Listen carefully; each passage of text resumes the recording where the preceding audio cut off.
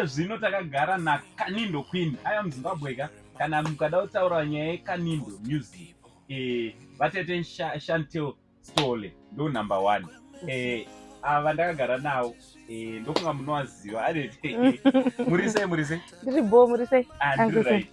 ndiri kuona matobata magitare muri mustudio mune pane zviri kutoitika so pane zviri kutoitika ndoda kutomboisa kasingu gore ake Christmas kari kuuya ndo patiri kunyanyofambira ipapo kasingu aka muri kukagadzira nani kagospel Kanindo here kana kuti nekelove Kanindo Kanindo original chaiyo domboita zvechayo kani but ine kasungura alright makakaita keke toziva kuti makamborova hit nababa Harare kamboona kuti nakaucha love amenozva mai but muna muchiita seka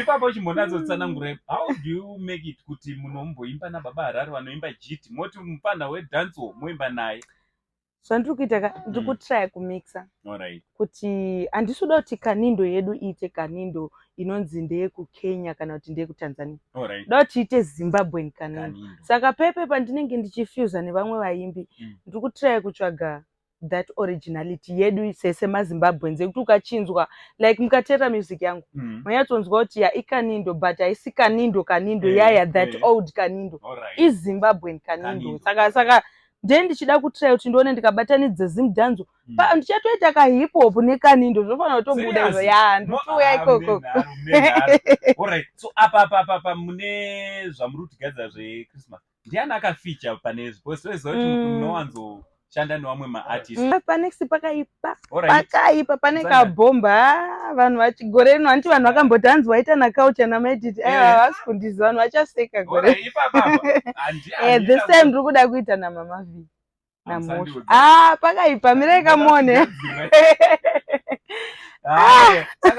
saka December yatogadzirwa kani kuri kuuya kanopisa manje so zvokuti titori mustudio zvokuti manje pane pakaipa ndikuita ndikubura kanyowani kanhamba nevideo ipapo tatongozvipedza because it's sort of a comedy.